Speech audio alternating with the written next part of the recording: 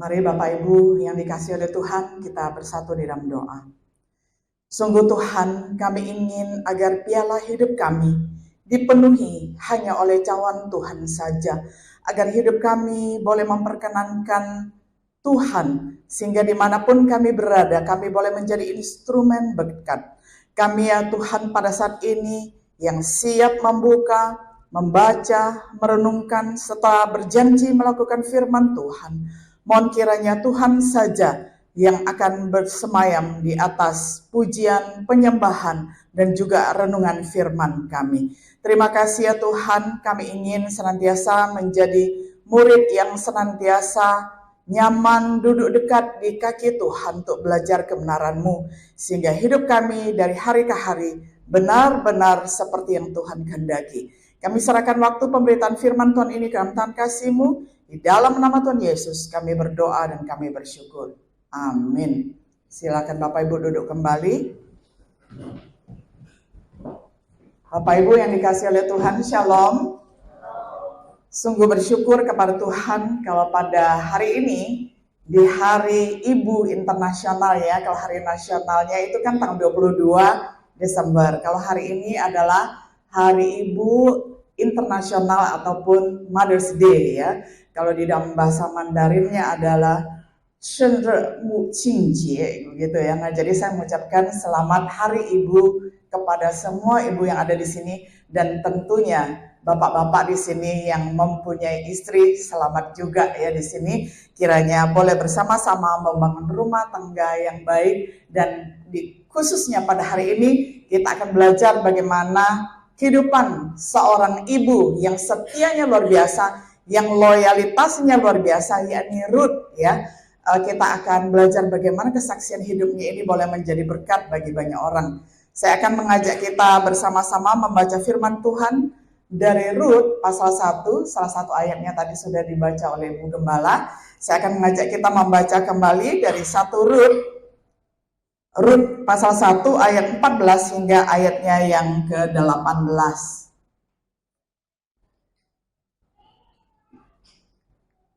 Ya, saya membaca screen pertama ya, karena sudah saya siapkan di screen. Bapak Ibu nanti membaca screen yang kedua ya, bergantian hingga screen yang terakhir. Saya mulai membaca Ruth pasal 1 ayat 14. Menangis pula mereka dengan suara keras. Lalu Orpa mencium mertuanya itu minta diri. Tetapi Ruth tetap berpaut padanya. Berkatalah Naomi, telah pulang iparmu kepada bangsanya dan kepada para allahnya. Pulanglah mengikuti iparmu itu. Tetapi kata Ruth, janganlah ada sesuatu meninggalkan engkau dan pulang dengan tidak mengikuti engkau. Sebab kemana engkau pergi, di situ juga aku pergi, dan di mana engkau bermalam, di situ juga aku bermalam. Bangsamu lah bangsaku, dan Allahmu lah Allahku. Di mana engkau mati, aku pun mati di sana, dan di sana aku dikuburkan. Beginilah kiranya Tuhan menghukum aku, bahkan lebih lagi daripada itu, jikalau sesuatu apapun memisahkan aku dari engkau selain daripada maut. Ketika Naomi melihat bahwa Ruth berkeras untuk ikut bersama-sama dengan dia, berhentilah dia berkata-kata. Sampai sedemikian jauh pembacaan firman Tuhan dari Ruth pasal 1 ayat 14 hingga ayat yang ke-18.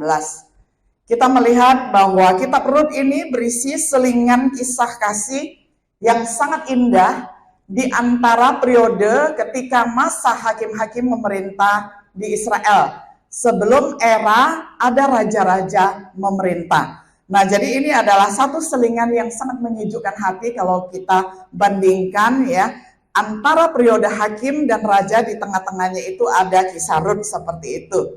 Nah, kita melihat bahwa kisah ini ya, kitab ini adalah berisi kisah yang sangat mengharukan ya, yang seperti kita baca ini adalah kisah yang sangat mengharukan tentang pengabdian, kesetiaan, dan loyalitas. Tentang seorang ibu ataupun katakanlah janda Moab, Ruth, yang meninggalkan tanah airnya. Nah, untuk tinggal bersama dengan ibu mertua Yahudi, ya beda bangsa, beda Tuhan, sehingga Naomi ingin pulang ke tanah Israel dan dia pun ingin ikut. Nah, Tuhan menghargai komitmen Ruth dengan membimbingnya ke ladang Boas, kerabat dekat Naomi, di mana dia mengumpulkan biji-bijian gandum dan menemukan tempat di dalam silsilah Kristus. Kalau kita membaca kitab Rut secara lengkap, kita tahu bahwa Tuhan mempersiapkan Rut itu sebagai nenek moyang di dalam Mesias, ya. Jadi dia menjadi nenek moyang nanti yang akan melahirkan Boas, lalu melahirkan David ataupun Daud, dan kemudian Daud di dalam keturunannya lah lahir Yesus. Nah, kitab Rut ini memiliki dua tujuan, yakni yang pertama untuk menggambarkan bagaimana Allah memberi upah kepada orang yang berhikmat secara rohani, memilih dan menunjukkan loyalitasnya, kesetiaannya yang luar biasa, teguh di dalam berbakti kepada ibu mertuanya, kepada keluarganya.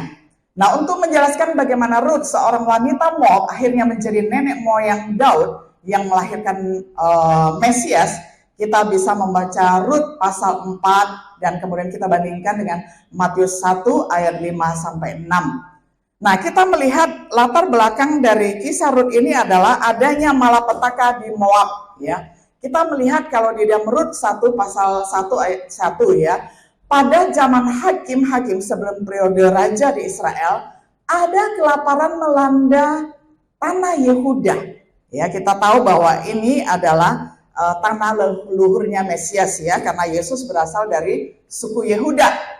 Nah, kemudian kita melihat ada sebuah keluarga yang beranggotakan 4 orang meninggalkan Bethlehem untuk tinggal di Moab.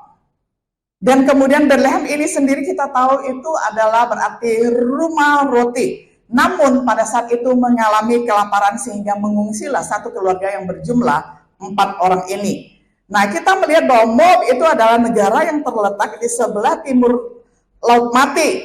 Dan penduduk di sana itu adalah keturunan Lot, ya. Dan kita bisa membaca di dalam Kejadian 19 kalau kita mempunyai waktu nanti, ya. Nah, lalu kadang-kadang kita melihat bahwa mereka menjadi musuh, ya, dan kadang-kadang juga menjadi teman dari Israel, ya. Suka-sukanya mereka saat mau menjadi teman, ya jadilah teman Israel, tetapi ketika menjadi musuh, jadilah musuh Israel, begitu, ya. Nah, kita melihat selanjutnya keluarga yang 4 orang ini, ya, pergi ke Moab. Kita melihat dicatat di dalam Rut 1 ayat 2 dikatakan kepala keluarganya bernama Elimelech, sang ayah, dan sang ibu bernama Naomi, dan kedua putra mereka, yang besar namanya Mahlon, yang kecil nama Kilion, dan kemudian mereka berasal dari Bethlehem dan kemudian akhirnya memilih pindah ataupun hijrah ke Moab, ya, ke tanah Moab. Jadi ini adalah suatu perpindahan yang dipicu karena, ya, semacam katakanlah pandemi, begitu, ya, pandemi kelaparan, ya, atau endemi, begitulah, ya.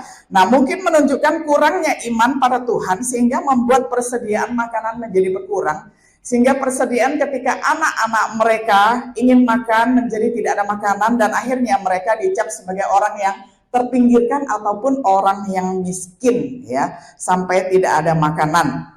Nah, kemudian bencana kelaparan itu bukan hanya bencana kelaparan saja, tetapi juga bencana kematian 3 orang di dalam keluarga yang tadinya berjumlah 4 orang ini.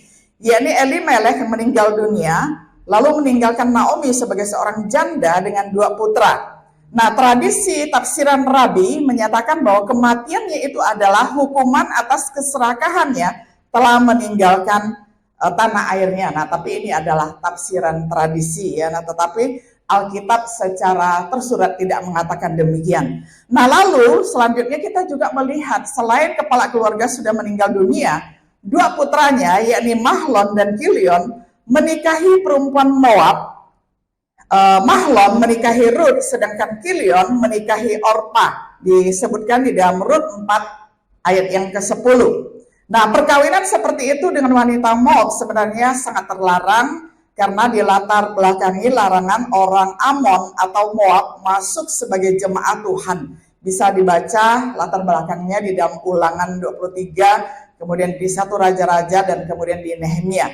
Nah, tetapi mereka tetap ya melakukan hal itu ya, artinya melanggar firman Tuhan, dan mereka tinggal di Moab selama kurang lebih 10 tahun. Nah, lalu akhirnya tiba pula Mahlon dan Kilion meninggal dunia menyusul papanya.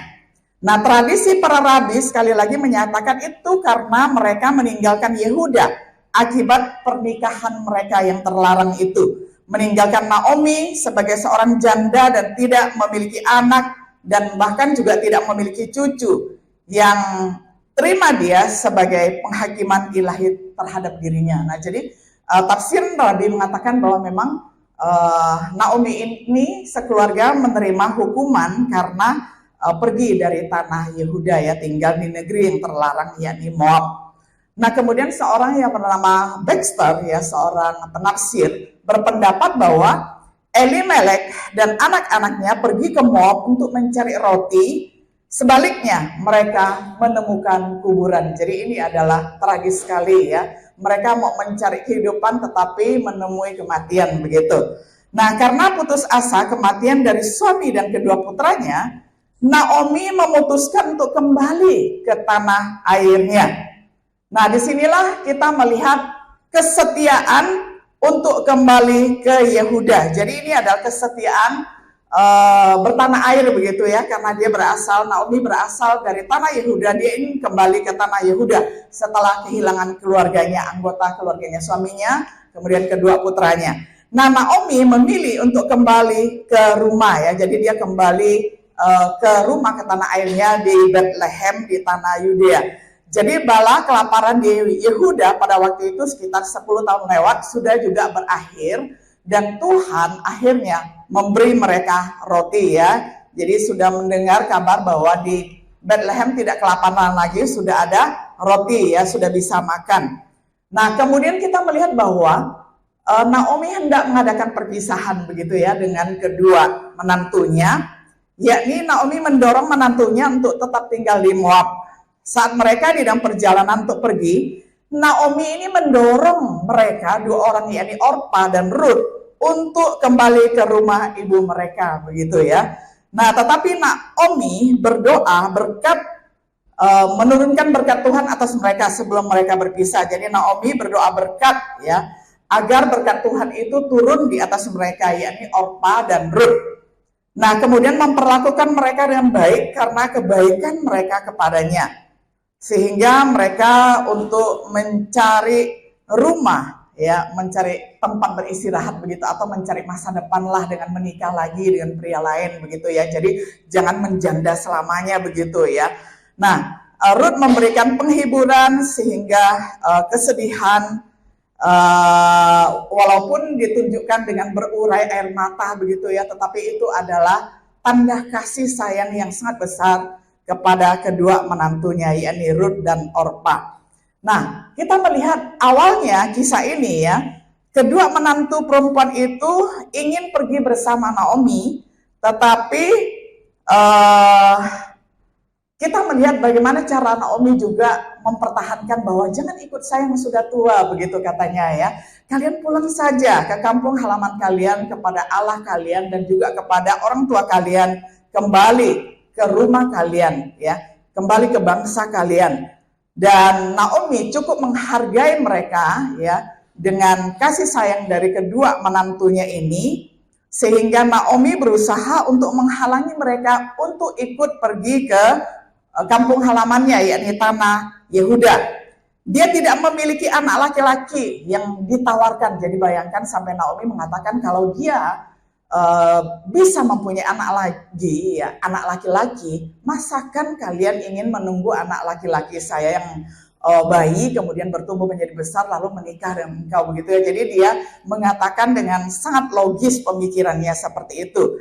Nah, jika dia menikah dan memiliki anak laki-laki, apakah mereka akan menunggu sampai lansia begitu, sampai tua ya? Nah, jika dia menikah dan memiliki anak laki-laki, apakah itu memungkinkan mereka mau menikah begitu ya? Nah, jadi Dia sedih melihat mereka menderita hukuman Allah atas dirinya, yaitu yang ada di dalam hati Naomi, sehingga menolak Orpa dan Rut untuk ikut beserta dengannya. Nah, tetapi disinilah kita melihat loyalitas seorang ibu ataupun seorang janda yang bernama Rut ini tidak bisa dibujuk. Dia sambil menangis. Sedangkan kalau Orpa dikasih tahu sekali dua kali begitu, dia langsung mencium ibu mertuanya dan langsung pamit pergi. Tetapi Rut tidak mau ya, Rut ingin bergantung ataupun bergabung dengan ibu mertuanya ya. Walaupun sudah berulang kali ibu mertuanya mengatakan, pulanglah, kembalilah kepada bangsamu, keluargamu dan Allahmu. Tetapi Rut tidak mau, dia terus ingin mengikuti Naomi kemanapun pergi ya. Pilihannya itu adalah dia ingin kemanapun Naomi itu pergi, dia juga ikut pergi, dan kemanapun Naomi tinggal, dia ingin tinggal. Lalu kemanapun ya Naomi kembali kepada bangsanya Yehuda, dia pun ingin menjadi bangsa Yehuda. Lalu Rut juga mengatakan ya, dia juga ingin menjadikan Tuhannya Naomi itu sebagai Tuhannya. Ini adalah proklamasi iman yang luar biasa dari seorang mulut ibu ya, ataupun janda yang bernama Rut. Nah, jadi untuk mati dan dikuburkan dimanapun Naomi dikuburkan, ini adalah tekad dan komitmennya. Coba bayangkan ya, ada nggak wanita yang seperti ini di zaman ini ya, perempuan seperti ini yang setia kepada mama mertuanya? Saya pikir langka sekali ya. Ketika saya membaca kisah ini ya, berkali-kali saya terharu dan saya berpikir, kalau ada satu orang saja yang seperti ini ya, di tengah-tengah keluarga kita atau di tengah bangsa kita atau di dunia ini sekarang yang masih ada seperti Rut, berbahagialah orang itu begitu ya. Karena apa? Tekadnya begitu kuat dan sangat luar biasa. Nah, lalu kita melihat bahwa dia mengatakan, jangan biarkan apapun kecuali kematian yang menghalangi mereka. Nah, dalam membuat pilihan itu, Rut telah menjadi seorang proselyt, yakni dia masuk ya ke dalam agama Yahudi. Yang tadinya dia menyembah ya ilah di Moab ya, karena dia adalah orang Moab, mempunyai ilah sendiri. Nah, sekarang dia berubah menjadi proselyt, yakni masuk menyembah kepada Allah yang hidup yang disembah oleh Naomi. Nah, di sini kita melihat bahwa akhirnya Naomi menyadari bahwa Rut itu memang memiliki tekad yang luar biasa kuat untuk bersama-sama dengannya. Dan akhirnya kita melihat Naomi dan Rut setelah tiba di Bethlehem, kedatangan mereka memicu kegemparan karena sudah 10 tahun berpisah dan tidak melihat Naomi begitu ya. Nah, Naomi akhirnya merasa bahwa jangan panggil aku Naomi lagi begitu, dia katakan kepada orang-orang, panggil aku Mara, karena dia merasa hidupnya pahit, karena arti kata Mara itu adalah pahit. Nah, jadi Naomi menyadari bahwa dia membawa kemalangan bagi keluarganya. Nah, karena dia merasa Tuhan telah memperlakukannya dengan getir, dengan pahit, dia meninggalkan Yehuda dengan penuh dan kembali dengan tangan yang kosong. Dia percaya Tuhan telah bersaksi melawan dia dan telah membuatnya menderita. Nah, kita melihat bahwa mungkin saja kenyataan ini benar, tergantung dari tafsiran para rabi. Nah, tetapi kita melihat bahwa tidak semua penderitaan itu menunjukkan bahwa itu adalah hukuman Tuhan. Kita juga perlu pelajari itu ya, bahwa tidak semua sakit penyakit, tidak semua kemalangan itu berasal dari Tuhan. Kita perlu belajar Alkitab baik-baik. Jadi yang dipercaya oleh Naomi ini belum tentu benar. Nah, dia mungkin telah menjadi korban dosa orang lain yang tidak bersalah ya. Nah, jadi banyak sekali tafsiran tentang itu. Nah, kita tidak membicarakan doktrin dosa, tetapi kita mau melihat kesetiaan seorang ibu yang bernama Rut ini untuk mengabdi kepada ibu mertuanya, yakni Naomi. Nah, lalu akhirnya Naomi dan Rut menetap kembali di Bethlehem ya, yang berarti rumah roti. Di sana tidak ada kelaparan lagi. Kemudian Naomi seorang tanpa suami dan anak laki-laki, dan kemudian Rut perempuan Moab tinggal di negeri asing. Nah, jadi inilah keputusan loyalitas kesetiaan seorang ibu yang begitu luar biasa kepada Tuhan yang dia pilih dan juga kepada mama mertuanya. Nah, kita melihat sebagai kesimpulan bahwa kedatangan mereka pada awal panen gandum sebenarnya itu menentukan pentas ataupun panggung peristiwa di pasal berikutnya yang menandakan awal baru di dalam kehidupan Naomi dan Ruth. Kita melihat bahwa kisah ini saja tentu menggambarkan pentingnya membuat pilihan, dan pilihan itu disertai dengan kesetiaan, pengabdian, dan loyalitas yang tinggi luar biasa.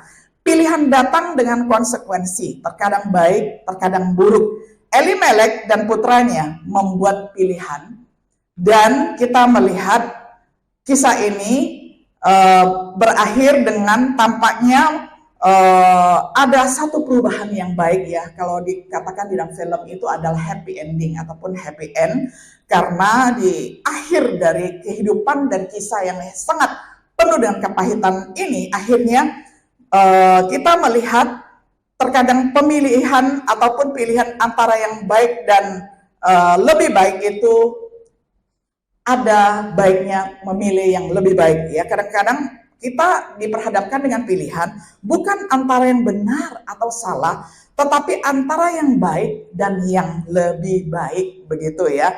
Nah, namun apapun yang membuat kita memilih, tentulah kita harus memasukkan unsur firman Tuhan di dalamnya. Dan terlebih setiap diri kita yang sudah membaca Matius 6 ayat 33, firman Tuhan mengajarkan kita apapun yang kita buat ketika melakukan pilihan, entah itu berkeluarga, entah itu studi, entah itu bekerja, entah itu pindah rumah dan sebagainya, buatlah itu dengan terlebih dahulu mencari kerajaan Allah terlebih dahulu, seperti yang tertulis di dalam Matius 6 ayat 33. Tetapi carilah dahulu kerajaan Allah dan kebenarannya, maka semuanya akan ditambahkan kepadamu. Dan kita melihat bahwa loyalitas Ruth untuk mengikuti Naomi dan Tuhannya menggambarkan kebenaran kata-kata Yesus. Dan kalau kita membaca pasal 2, pasal 3, pasal 4, semuanya itu adalah happy ending. Karena akhirnya Ruth masuk sebagai barisan silsilah dari nenek moyang juru selamat, yakni Yesus Kristus.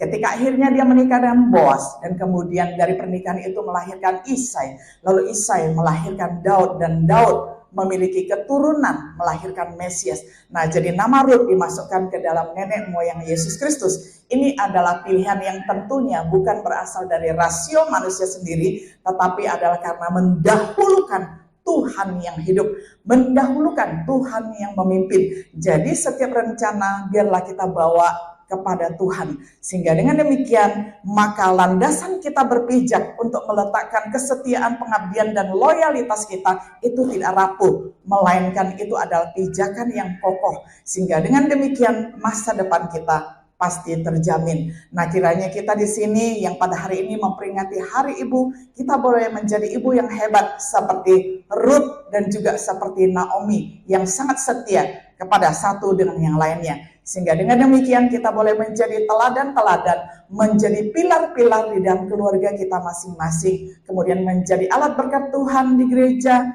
di masyarakat, dimanapun Tuhan menempatkan kita. Kiranya Tuhan menolong kita untuk dapat melakukan firman-Nya. Mari saya tuntun kita sekali lagi di dalam doa.